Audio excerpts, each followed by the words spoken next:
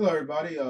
My name is Michael from Big Mike Games Dev, and I'm here to show you how to make a endless car game. This is a simple endless car tutorial to get you used to Unity and game development.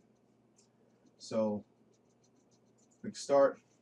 This is what you'll be making.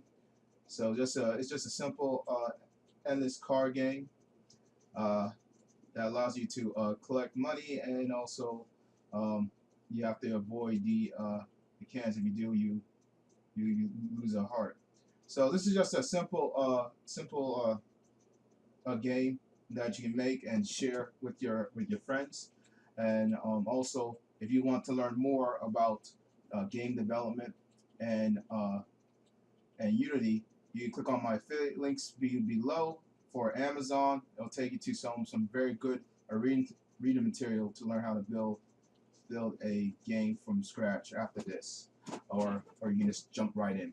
But other than that, go ahead and follow through on the next videos, and let's make a game together.